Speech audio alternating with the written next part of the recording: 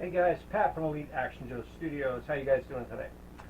So I came to the Joe room to film something, and film I've been going to do for about 7 days, but I decided to do 2 videos, one for this week, one for next week. The first one is a combination, a little bit of Joe stuff, and then I want to touch on something. If you guys follow Ecto Eric Class 5 Collection, he had just recently done a thing where he showed currency from World War II and talked about this gentleman he worked with that, kind of was a mentor or whatever. And then he also talks about ghosts. So I'm going to talk about a little bit of that too, but I'm going to start off with some Joe stuff real quick, but that leads into, you'll see. Anyway, I hope this is working because I'm having a hard time with the camera today. But we are going to, before we start that, of course, I'm going to say Pop Locks 4583 and, oh, can't read it, there we go. They have another video up. Go and watch it. They only have a couple more days. Guys are slacking. I said if they got to 100 subscribers by July 4th, I would let Jay dump fake beans over my head. They're, I think they're almost at 40, but we're really close to the 4th. But since this won't be out until like Saturday, the 4th weekend, I'll let you guys have till then. So get over there, subscribe, watch, comment, do all that stuff. Here we go. All right. So the other day I was going to do a video on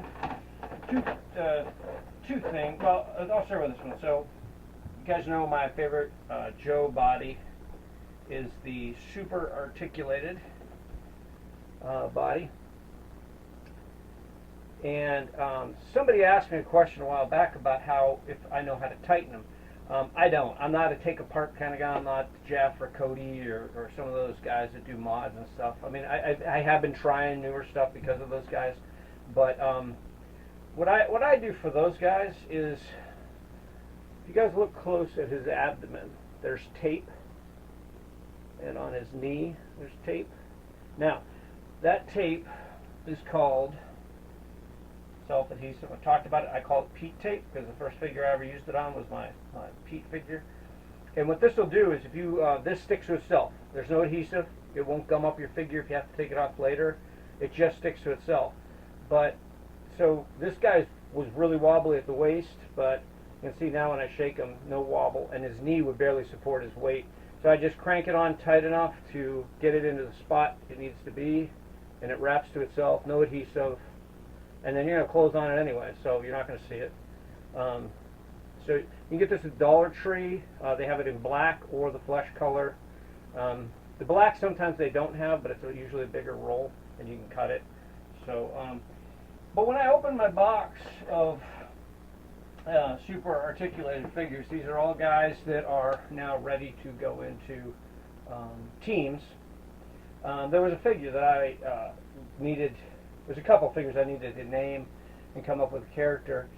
And so when I was watching Ecto Eric and he was talking about his friend Chris, I thought of like who could I talk about, because I said in the comments for his, like, I named my one. I talk about Brian all the time, and I think that's when somebody's important and they're gone, I think it's important to keep their memories alive, tell their stories. I tell my kids stories about Brian all the time and other friends that I've lost. But there was somebody, now, I was going to talk about my grandfather because Underground Action Figures, Dora over there did a great thing about her folks and grandparents and stuff, because Ecto Eric inspired us. But I had just named a figure, and he's undressed at this time, but after somebody who I just wanted to talk about. So this guy I have named Clarence. And Clarence is an interesting story. When I moved to Memphis when I was single, I moved into predominantly a black neighborhood. And it was this big house they were renovating into 3 units, and in the back, behind my unit was the first floor of an old house, basically. So I had pocket doors and a kitchen and stuff. But the upstairs then was going to be a 3-bedroom unit. But in the back, in a little studio, there was an old gentleman that lived there, and his name was Clarence. And he became a friend of mine, and we were probably an odd couple, but he was, you know, he barely could make his rent there, was paying Social Security. He was he was in his 70s, and the first time I met him, my landlord is always kind of annoying, blah blah blah, and I didn't like my landlord. But the first time I met him, I was just standing on my porch, I had the front porch, and he had walked around and he introduced himself. And if I start doing his voice, I hope nobody takes offense. It's just his voice was like great. It you know, it has, you know, some ethnic overtone, and that's just who Clarence was, and he was awesome. But the first time I met him, he came around, and you know, he stumbled to talk sometimes because he was nervous around people, and he just was, oh, you know, you're the new guy moved in, and I was like, yeah, how you doing? My name's Patrick, and he's like, well, he's gonna be a hot one. He'll be a hot. He always say that because in Memphis there's always a hot one. But yeah, he was a character, and he gave me weird advice that really stuck, especially there in Memphis. And you know, he one day he came out and it was hot. It was really hot. It was like a 96 with like 98, you know, % humidity. And it was a day off, and I was sitting on my porch. I had a couch on my porch, you know, pretty south, huh? But I was just sitting there, and he came around, and he saw that I was drinking a cold beer, and he goes, "Whoo, it's gonna be a hot one, Mr. Pat." And I was like, "Yeah." I said, "What, you want a beer?" And he came up. It's the first time we ever sat down together, and he just sat down, and he goes, "Wow, I appreciate that," you know, and gave him a nice cold beer, and he asked me how I was like in Memphis. I was like, yeah, so far it's good. And he goes, I got some advice. Just mind your business. You see something, just keep on walking. It's like, oh, what do you mean? You didn't move into a good neighborhood, he said. And I was like, what? Well, don't tell me that. Now, I had some great neighbors. 2 doors down, there was a cop and his wife. No, I take that back. The wife was the cop and her husband. And folks across the street had 2 kids, and she had come over and knocked on my door and brought me some chitlins and a couple other things. I can't remember what the other thing was, but she was really nice. She asked if I ate that kind of stuff, and I said, I'll try anything, and it was fantastic. But Clarence just sat with me for about 10 minutes. He said, just be careful, and you know, mind your business, you know. And he just always, like, he's just a character, and I talked to him quite a bit, probably a couple times a week. You know, we kept different schedules, and every once in a while, because I don't know how he even, you know, lived, but he'd kind of hint, but he wouldn't ask for, you know, a handout. And he'd be like, yeah, it's gonna be hot. I sure could use cold beer if I could get one later. I said, yeah, I'll get you one. So after work, I worked the day shift that day. I used to work the night shift, so that's why I didn't see him a lot. But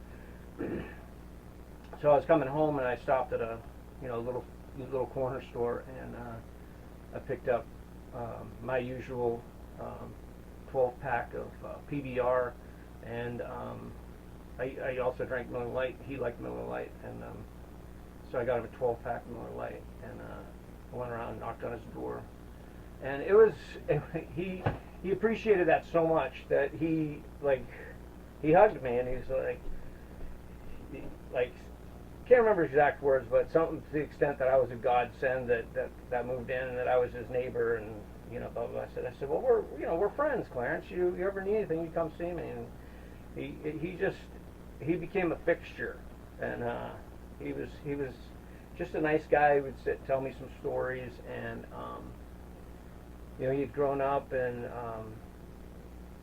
failed marriage, and he was just a lonely guy, and not too many people gave him the time of day. People knew him from around our neighborhood and stuff. He would walk everywhere. Didn't have a car. But man, I love to sit and talk. If I was on the front porch, he'd come around. I told him, I said, he goes, I wish I had a front porch. And I'm like, I said, you do, man. You sit here anytime you want, and you know, whatnot. Some days, if I went to work early, I would you know, take a little single cooler and put it there next to the couch, and I'd get home, and you know, it'd be the beer would be drinking, the whole front porch would be swept off, and see the broom in the corner and whatnot. But real nice fella. Now, this is leading into something, another thing that Ecto Eric likes to talk about, and that's ghosts. So, in my business, I worked for the airlines. One of the things I was a specialist sort of at is they'd send me to other cities to help train people on new things or techniques, or, you know, outside stuff, ramp, loading baggage, push back the jets with the big tractors, those kind of things. So I used to travel all the time, and I'd be in cities for a month at a time, whatever. So I remember I was going to Portland, Maine, for like 6 days, and it was middle of summer. It was pretty hot in Memphis, and I was kind of glad to be going, you know, somewhere north, even though it was going to be hot anyway. And I saw him and talked to him for a little bit, but I was kind of pressed because I had to make a flight, and he's like, "Oh, you're gonna be gone?" He goes, "I was hoping to get a beer before you." And I said, "You know what? I'm gonna run to the store real quick. You'll wait out front, and I'm gonna get you some beer because I'm gonna be gone, you know." So I went and bought him two 12 packs. Come back around, and he met me at the, you know, the driver door, and yeah, I remember him patting my hand, and he goes, "I so appreciate you. I so appreciate you." And you know, I remember walking up the stairs. Kind of lived on this, like, the sidewalk. There were stairs that went to my lower part, and then he walked around the side. And I just remember smiling. I think, just, you know, I don't know, just something touched me, and I just it was sad but happy because I just made his day. And he always made mine, like, with little, "How was your day? How was your day?" Because I was alone. I moved there. I you know, before I married, I didn't have anybody. I knew nobody but my boss, who begged me to come there. And then, you know, he was married with kids, so I didn't do anything with him. So took me a while to, you know, acclimate myself. But when I got back, from Portland, it was really hot, and I went to bed that night. And when I woke up in the morning, it was pretty hot, and there was this is hard, hold on. And there was a pretty bad odor, and I checked my fridge, make sure it didn't, like, die while I was gone or whatever, and I kind of, something told me that it might be Clarence, so I called the landlord, and he took forever, and I didn't know what to do, but I had to leave. I had to go to work, and I went home, or I went to work, and then I was there for a while, and normally I wouldn't go all the way home for lunch, but I went back. I was hoping that when I pulled up, he'd be on the porch, but he wasn't there. But there was police cars, and they had gotten with the landlord, and they went back in there. Now, they, you know, I talked to this female cop who I'd actually seen around. I actually worked at a bar as a bouncer on the weekends as well, and ran into her a couple times. She goes, "Oh, you live here?" I said, "Yeah." She goes, "You know the neighbor in the back?" I said, "Yeah, he's my friend." I said, "Is he passed?" And she's like, "Yeah." She goes, "You called the landlord?" I said, "Yeah." She asked me questions. Of course, I said I was out of town and everything, but they needed me to ID the body because the landlord, you know, didn't come around very often and stuff. And you know, and it was hot, and it was bad, and it was really hard. And I'm not trying to make this a morbid thing, but I'm leading into ghosts. And anyways, it was him, and it was tough. It was a tough day, and I went back to work, got through my shift, and then I just didn't want to go home. But I had to at some point. So I went home, and for the next probably 2 or 3 weeks, it was kind of weird because now Ecto Eric talks about ghosts. Do you believe in ghosts? Well, you guys all know I believe in cryptids, and I absolutely believe in ghosts. huge believer in ghosts. We have a lot of ghost activity in our house here. I've always had. My friend Brian, actually, it's funny. He used to haunt my first house that me and my family had, and then he was here for quite a long time. He would always mess with my G.I. Joes, move them around, and it was funny because the day his father passed away, it stopped. Brian's activity stopped. No more. And it was awesome. Like, I loved being around. My kids used to joke, especially Emma. She'd get a kick out of it. But I knew he was with his dad. But down there in Memphis, it was, for the next several weeks or so, it was weird because he was, like, I can't explain it, but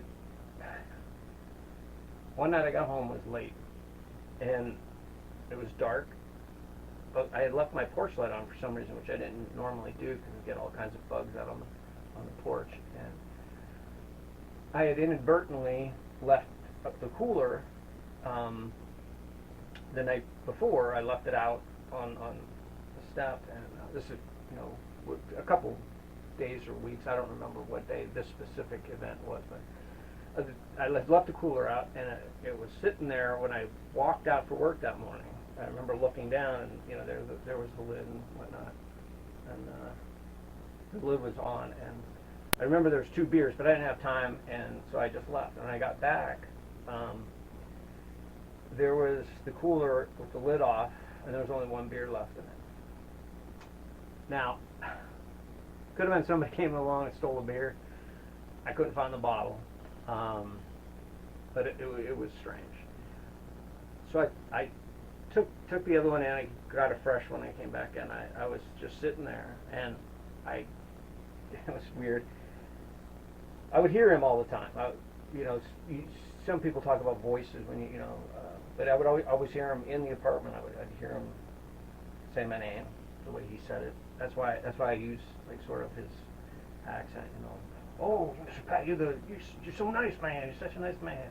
And I would hear that, and I like, because I believed I knew it was him, and I would talk back, you know. But on this occasion, I was sitting there on the couch, and you know, thinking about him a little bit, and had a bad day. I was just kind of, you know, in a mood, and all of a sudden, I could feel, you know, when you're sitting on the couch, if your wife sits down next to you, one of your kids pops down, you feel the cushion, you know, you can feel it sink. You know what I mean? And I felt that. I felt it sink, real gentle. And he used to be gentle, like he would be, like, because he walked slow. He was an older man, and he was just, you know, real slow down. And I looked over, and you could almost see the imprint, you know. And I just started talking to him. Didn't hear anything back that night, but at some point, I said goodnight, and before I stood up, I felt like sort of the pressure off the sofa kind of disappeared.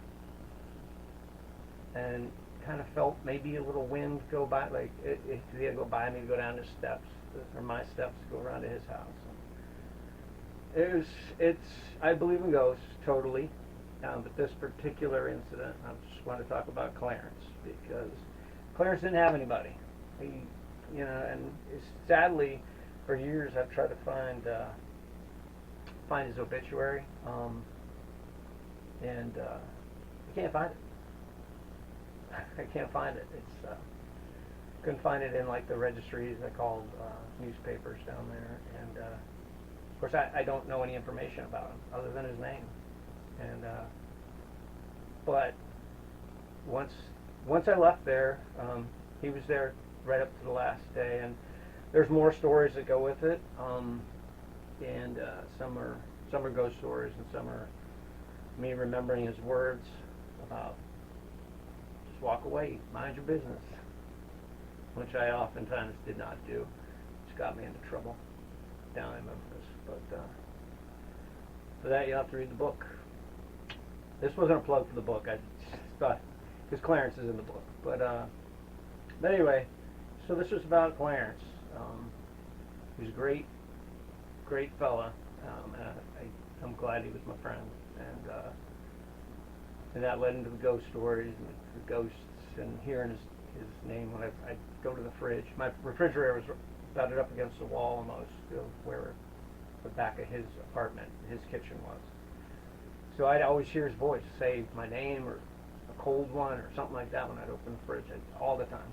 All the time I'd hear his voice. And sometimes I'd hear him walking around in his room, you know, and I knew he was there. I knew his spirit was there. And it was pretty cool. It was pretty cool. So that's why about 4 or 5 months ago I got these African American super articulated bodies are hard to come by. But I flocked him, put a little scar on his face. You probably can't see that. He's got a little scar on his face. Clarence had a little scar. So Clarence is gonna be joining one of my teams. And so Eric and Dora from Underground Action Figures, and Ecto Eric from Ecto Eric Classified Collections. Thanks for stories, and this was mine. So until the next one, I lost my clicker.